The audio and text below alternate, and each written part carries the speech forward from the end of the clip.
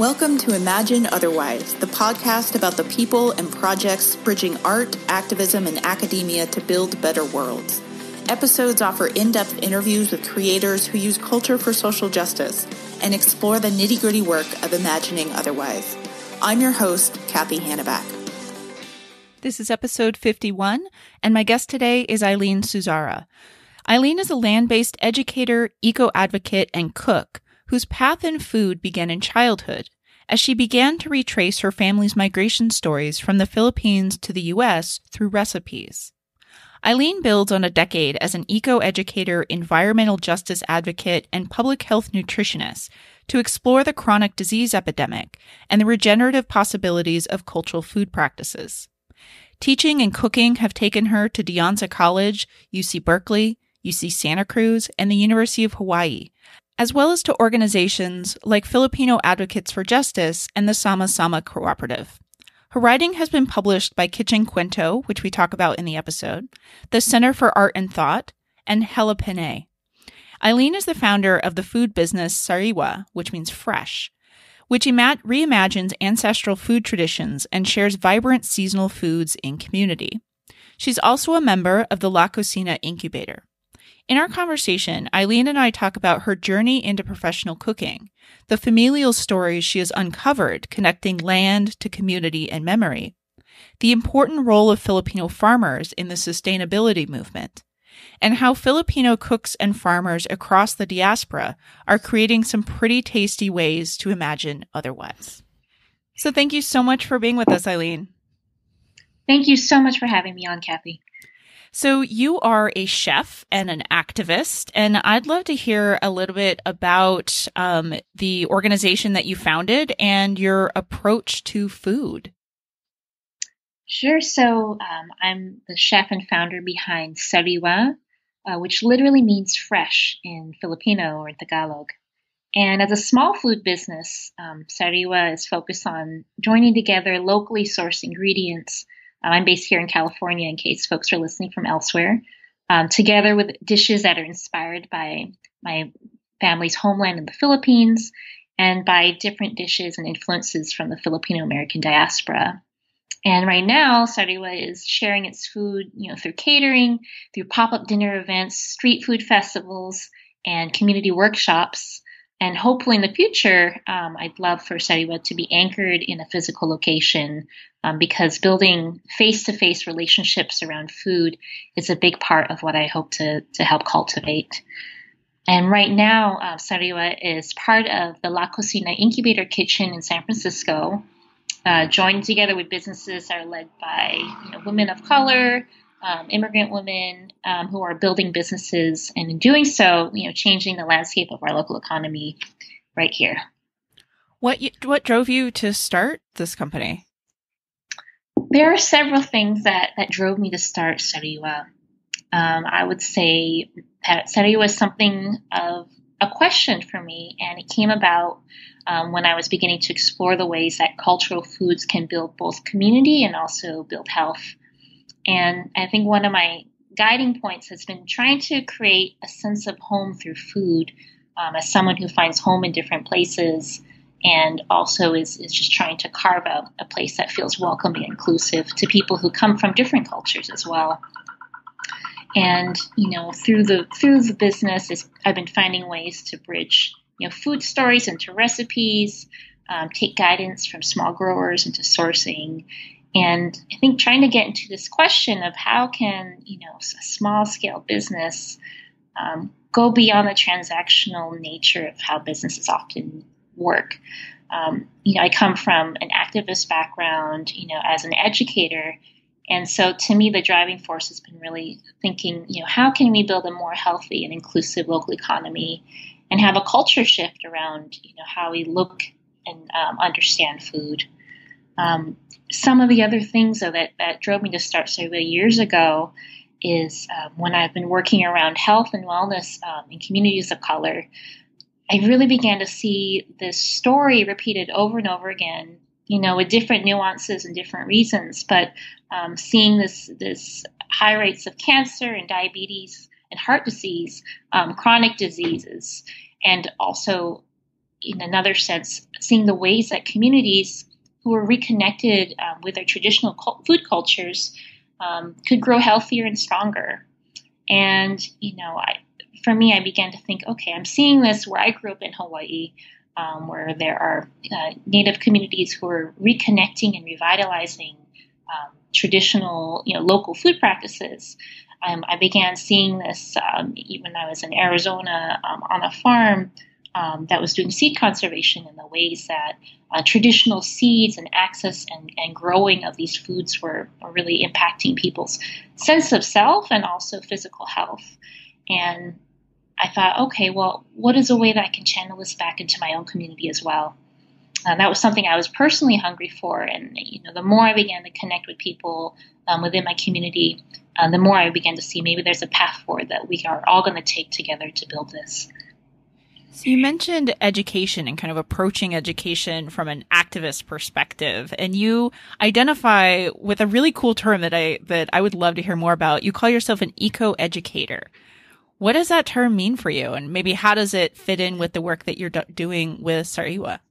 Sure. I think at heart, I will always feel like an educator. And sometimes I like to look back and I realize that there are educators in my family line that go back, educators and farmers. And I think for me at the core, being an eco-educator is just simply about lifting up the connections all of us have with land. Whether we're living in the city or a rural area, it's there. And, it's just about bringing forward these connections to water, to air, to soil, food, human, non-human life. And so, when I've worked I worked for several years. I've worked in schools and community gardens. I worked in farm-based education, and also just been part of different educational settings. And what I began to get really focused on was saying, okay, well, there's this idea of environmental education, I think, that a lot of young people might get exposed to, which is great. We all need to learn about the science and the history around environmentalism in this country. But I didn't as often see, curriculum that connected a sense of culture with the environment. And that seemed like a big missing piece. And I got more excited about the ways that people were bridging those two together. When we look at the environment or ecology, it's not just something that's out there away from us. It's about who we are and our relationship to place. And so as an eco-educator, I feel like it was about making, this education around the environment something that's culturally relevant, something that people could connect with wherever they're at. So all of your work across your various projects, you're very interested in the kind of structural connections, right, between sustainable agriculture, health, racial and social justice. And you do this through the lens of Filipino food, which is really fantastically interesting. I'm curious how you see food as a kind of unique way that helps us understand how these things are connected. Or you mentioned, for example, kind of approaches to food that emphasize culture or emphasize our daily material lives, the kind of ways that we spend our hours and our minutes. Why food? Why food? I'll say that I think the focus on food, struck me as an early age. So I feel like I was kind of set on that path pretty early. I guess as a short side story, I'll add that when I was 8, I remember just kind of, going through this like dusty bookshelf in our family's house. My parents had immigrated in the 60s. They actually didn't love cooking, so it's funny that I became kind of food obsessed. I remember tucked away in between, all these cookbooks that we didn't really use, French cookbooks and, different like American style, dining. There was this slim, like kind of falling apart paper volume that didn't have a lot of pictures, and it was a Filipino cookbook that my parents had brought when they'd migrated. And I remember just pulling it out, and it was like finding this book of spells. Like I was opening it, and there were ingredients I didn't understand what they were. There were dishes I didn't know about, and as a young person, who'd grown up, with a pressure to assimilate around language, around the things we ate, how we presented ourselves out. Finding this cookbook was kind of like this magical passport into another realm of like understanding my family, but also understanding this bigger history and culture that we were part of. So I guess, flash forward from being a kid, I think food has always been this constant thread in any of the places I've been able to work with. I remember, being part of some environmental justice work between the U.S. and Philippines around kind of U.S. toxic waste. And what I was always struck by was that when we would have the chance to meet with communities in the Philippines who were working in the grassroots, how they would have the most amazing meals, and how people just had this like rich understanding of food culture in the places where they were at. And I just really began to see how food has a place in the world of activism. It has a place in the world of everyday life for everybody. It just felt like the most common ground that you could have with people. And I felt that, if you can tap into food, you bring people together in a very tangible and practical way. And it can also feed conversations that can go somewhere deeper than maybe you imagined. What do you wish more people knew about Filipino food? So many things. And I'm still learning the stories. I think, what I wish people knew about Filipino food, and I guess connected to that farming too. I think back several years ago when I was at some organic farmers meeting, where I was one of the very few people of color there. And I remember being told, oh, I didn't even know that Filipino farmers in the U.S. were a thing. I remember thinking, oh, a thing. And it just kind of drove home that there's this largely invisible history that wasn't visible to a lot of folks, not just to folks who identified as Filipino American, but even just understanding that this history is part of the fabric of this country when we're thinking about food or food systems or agriculture. And I found that even in the sustainability movement, there was just this really pervasive like whiteness. And I would often hear these well-intentioned asks on like how to, quote, diversify the movement, when in fact, people of color, Filipino Americans have been part of building food systems for centuries, and we're part of it from the very beginning. So if there was something I wish more people knew about Filipino food and farming, it would be to know that this food is so interconnected with everyday life here, even the invisible histories that people don't know. I would want there to be a current understanding of what these histories were and the lessons that they offer for us right now. And I guess as a next step too is, this often comes up when I have been working with youth or young people, is to know that, when we look at these histories, there's also a lot of pain and trauma there. There's histories of resistance. There are histories of organizing and labor movements. And these are so important to be connected to. And there's also a legacy of rich traditions that run really deep. And I feel like that history of agriculture and farming is so important to, the other way we understand food with our mouths, foods that we're cooking, and recipes. Because when you begin to kind of tap into a wealth of Filipino recipes, I often find there are dishes that highlight an abundance of crops, dishes that kind of go against the stereotypes of what Filipino food is, that it's all greasy or fatty or fried or meat, but that there are also dishes that really showcase like, this deep relationship to land and to seeds and to crops and to growing.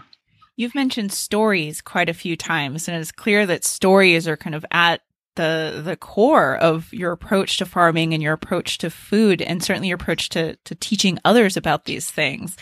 Now, I know you run the website Kitchen Cuento, which is a kind of fantastic collection of stories that really trace these kinds of complex relationships between land, between food, between individuals and communities and families. I'm curious what maybe one of your favorite stories that you've come across in doing this kind of storytelling work or the story collection work. What's one of your favorite stories that you've come across that illustrates something about how food connects these different sites of culture? When I had started that blog, I actually never expected anyone to read it. Not even my parents. People say that, but I literally didn't know how to set up a blog or do anything of that nature. But But you did it anyway. And look what wonderful thing has come out of it. Well, I started it. I was actually preparing to embark on what ended up becoming 2 years apprenticing and training in organic agriculture. So I missed the boat on Zanga blogging, I guess, in the 90s, and so turned into blogging, in the 2000s to kind of trace these questions of land, food, communities, memory, and even just day-to-day, learning while farming as someone who has chosen to, explore this. And what I realized was, okay, there are so many personal questions and narratives. This feels like a nice diary. But more than anything, what I loved was having people share their stories back. And it became far more than just, let me journal in public to, kind of more of a conversation, or how can we hold and lift up stories that are just kind of flowing in this direction. And so in part because of that journal, I remember getting a letter from someone I had only met very briefly, who actually works as a midwife. And she was saying that, for her own family, and for herself as a midwife, focused on maternal health, that she kind of found this void around, what are recipes and dishes that support women around, postpartum. And while she was reading the blog, she started to send back stories that I got to read about how she was beginning to have these dinner table conversations with her own Filipino American family.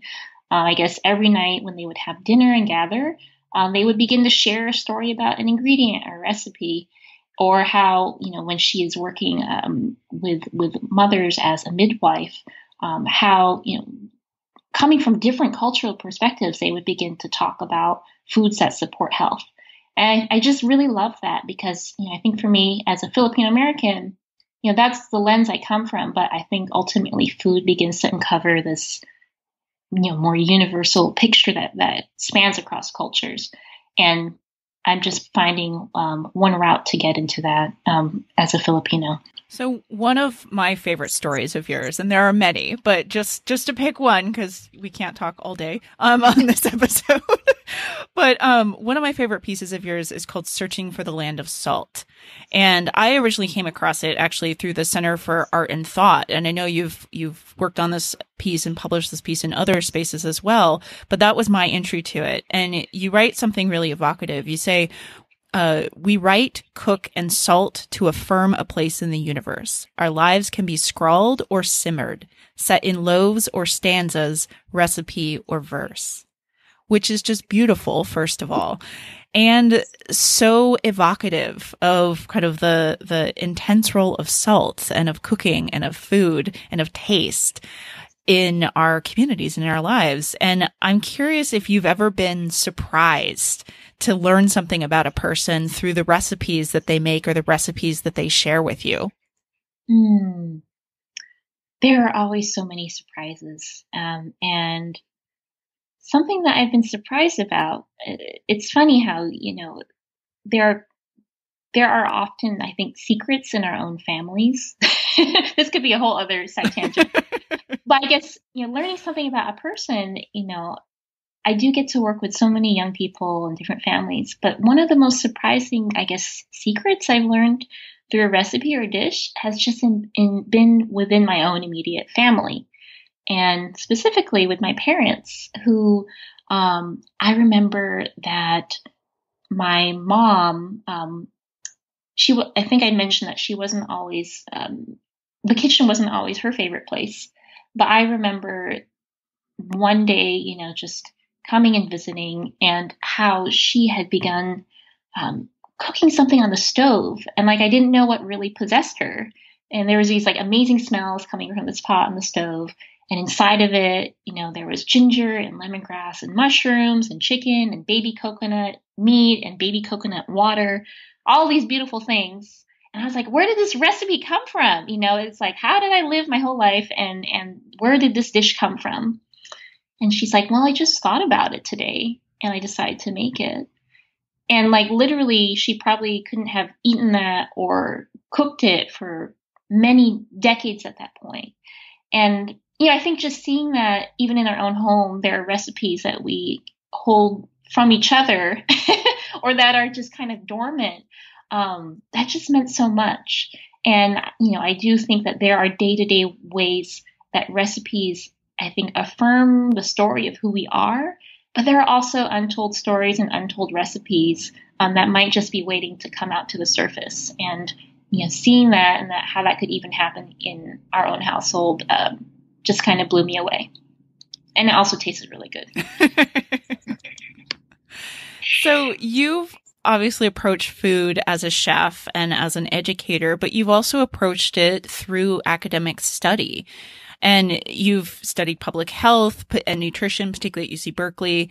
And I'm curious how that academic training has shaped your cooking in the kitchen and your community activism work, and then maybe vice versa. Like, did you find that your work as a chef and your work in sustainable agriculture and in communities of color in terms of food cultures, how did that shape your approach to public health and nutrition at school?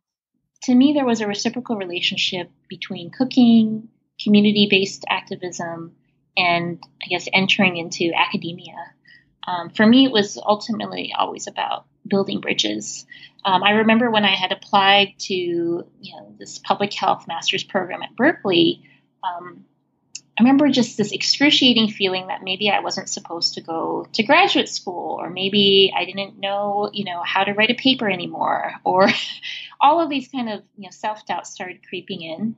But I remembered that what really drove me to go in that direction was wanting to further ground the story that I had been seeing around chronic disease, kind of a loss of traditional foods, and also the regenerative possibilities of cultural foods. It's like, okay, how can I harness that and put that into an application? And so, when I was at Berkeley, I remember feeling like I was on the mission to access, all the different resources, the research, anything that could help to answer this question of how can we revitalize cultural foods, and from my lens of Filipino American foods, to bring greater health into community.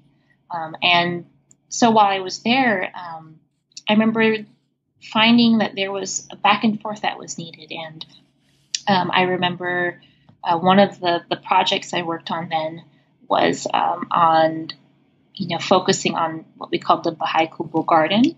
And this was, this contest through Big Ideas to have a sustainability award or a prize that could go towards a project. And I remember thinking, okay, I know that there's this community garden that wants to bridge health and culture and wellness, and I think we should have a shot at this. And one of the one of the boundaries that I felt like was being posed was that in academia I was often asked, well, how is bringing in culture innovative? Because there was often this emphasis on technology or more technological innovation when it came to looking at solutions to and changing the food system. And to that, I think I just tried to stay grounded and listen to community saying, we don't always need to have innovation look like technology, but even just to center the experiences and cultural practices of people of color, that we have around the environment, around food, around health, that in itself could be looked at as an innovation. It's not just a nice add-on, but it's actually an essential piece towards moving this work forward. And I guess as a wrap-up to how that project went, we won, and we won first place for that. And I know it's not all about, winning contests in academia, but I think through that process, I think it just gave me renewed optimism and faith that when we, really seek to ground work in where communities are at, that's something that is being affirmed and acknowledged even in those spaces. So this brings me to my favorite question that I get to ask guests, which is really why I started this podcast. It's just an excuse to ask this question of very smart people like yourself.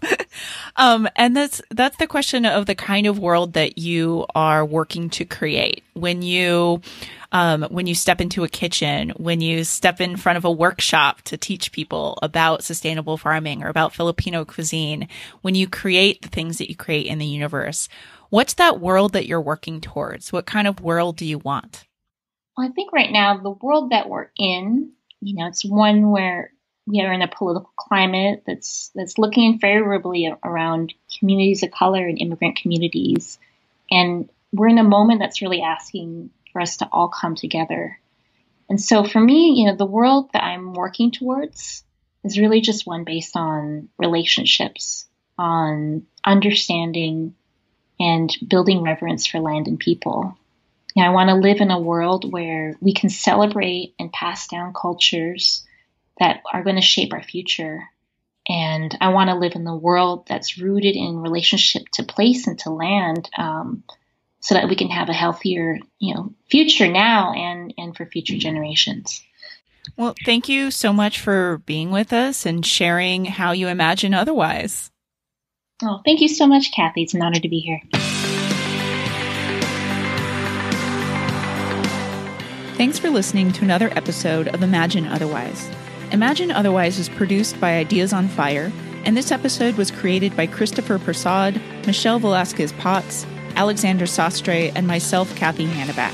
You can check out the show notes for this episode on our website at ideasonfire.net, where you can also read about the fabulous guest, as well as find links to the people and projects we discussed on the show.